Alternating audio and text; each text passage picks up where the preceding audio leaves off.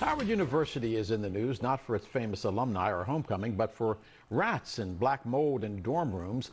A group of Howard students took over the Blackburn Student Center this week to bring attention to the poor housing conditions on campus. Take a listen. Now, here's something to think about. Tuition at Howard University is nearly $50,000 a year. The students say the school administration has done little to fix the problem, and anyone who knows anything about Howard knows that protesting is a way of life at the university. Since the 1960s, they've been doing this almost yearly. Our political panel is back, and student leaders say their protests aren't about social movements or politics, but about adequate living conditions that have been ignored by the university leaders. Take a listen to this. They feel like they're crying and screaming into the abyss. So the Live movement, we decided to change from just going from the typical filling out of forms and calling and writing letters to demanding these changes to happen. It seems like that is the only way. So, Ray, the university tweeting out a statement yesterday saying it supported the students' rights to peaceful protest. Duh.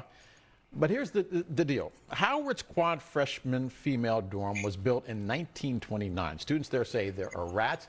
The university gets more than $200 million a year from the federal government. You're a graduate of what you call the real HU. We see that banner in the background. Are administrators in HBCUs using all the money that is coming their way in the right way? So when we just winnow it down to the initial question of are administrators using money the right way or the wrong way, we'll find universities all across the country's HBCUs, historically white colleges, universities, that will ostensibly fail that test. What we're seeing is a corporatization of the American educational system, and that works in opposition. That works in harm, that works in disunity with what the function and need of the Black university space should be. Moreover, the university cannot continue to celebrate and tout that it has amongst its ranks as Greg Carr as a professor, Mario Beatty, Valethia Watkins as professors, Kwame Ture and Toni Morrison as its alumni base, and yet have this corporatist, almost venture capital-esque top-down administrative policy. Take, for example, for your viewers to listen, there are no seats on the Board of Trustees for faculty, alumni, or students. That was once there. That is an antithesis to the HBCU model, to the African-centered model, to the model that Black people create in organizing for themselves. So the question of is the money being spent rightly or wrongly, I think asks us to look in the wrong direction. Instead, we should look at what is the philosophical guiding principle, the purpose of the university. Then what is the purpose of the Black university? If our purpose is to be a Black version of white institutions that don't even serve white people, we are failing. If our purpose is to serve our people, then we need to do a much better job of allocating those resources in the direction of said people. Dr. Perry, you know these students. What are you hearing from them? And you heard me quote the Nobel Prize statistics just a second ago. How long will it be before the students move on from concerning about rats and mold in dorms and they start to say, wait a minute, where are we with regards to the Nobel Prize in physics, and where are we with regards to CRISPR technology and gene splicing like they're talking about just up the road in Rockville, Maryland? Well, I do hear from these students daily. I'm sitting here on campus of the Mecca here in my office now, and it's certainly disheartening to hear from students, many of whom have had the unfortunate experiences that they've articulated in residence halls and in dormitories. It is true that at PWIs and at HBCUs, there's millions and millions upon dollars in deferred maintenance. That is not unique to Howard. It's not unique to HBCUs. A lot of state institutions have that challenge as well. And Howard, of course, certainly has that challenge, where a lot of our buildings are older.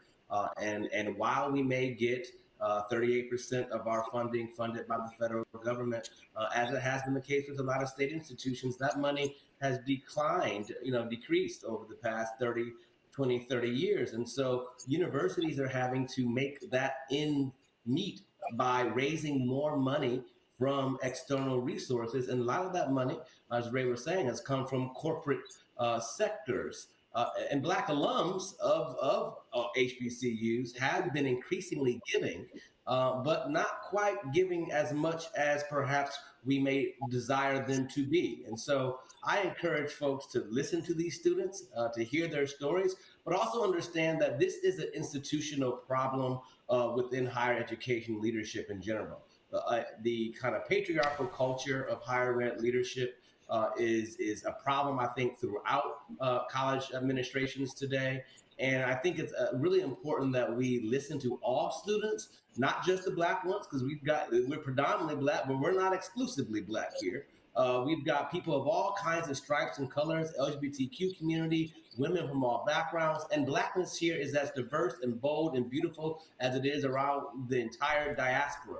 And the challenges, I will be clear, are not unique to students. There are challenges that faculty and staff have as it relates to pay, as it relates to the ability to actually teach our students. And so this is an institutional problem, and I do implore all of us to give more to these institutions, give back to the programs specifically that you maybe had a good experience with, and that empowers faculty to actually give the students the resources they need to be successful. So we can go out and get some more of those Nobel Prizes. Let's talk about that gap, though, because what happened was this. Millions of people took to the streets. George Floyd, Black Lives Matter, said, I want to go to an HBCU. I want to be part of the experience. They're there now. And what they're saying is, I can't get a degree in protesting. I can't get a job in peaceful demonstrations. I need to get a job in the real world. Amisha, are HBCUs like Howard University? No, but wait, let me finish my question.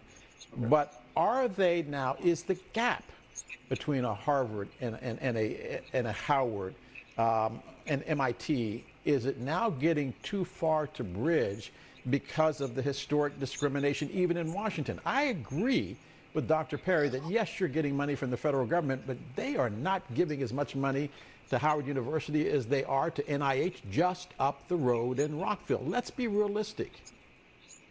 No, that's absolutely true. And full disclosure, I graduated from a PWI and am currently doing another grad school round at Yale. But I think that what we're doing right now is a very important conversation because we do have to talk about mismanagement of funds. And as stated previously, it happens at PWIs, it happens at HBCUs. But when we look deeper, we have to look at what people are going to HBCUs and majoring in. Part of the problem when you're talking about what's happening down the road in Rockville is that you have people who are majoring in the STEM field in very large number. Whereas where you have HBCUs, by and large, all of them, with the exception of the grad school portions of them, they're majoring in social sciences. They're majoring in other forms of the humanities. And with those degrees typically come lower paying jobs. With those degrees typically come lower grant funding because they're not associated with the jobs of the future. So I think that we have to look first and foremost at that more so than I think, kind of in some way shading the university. Some of this is choices based on the students themselves more than it is the allocation or the lack thereof of those majors being available. We know that a lot of Black students graduate from high schools in this country that do not have the strongest math and science departments or math and science instruction. So many shy away from majors that are within those arenas. And that, I think, is reflected in HBCUs as well as it is from Black students who go to PWIs. Now, Dale, real quick. Ray, I dread doing this, but I give you the last 30 seconds. Go ahead.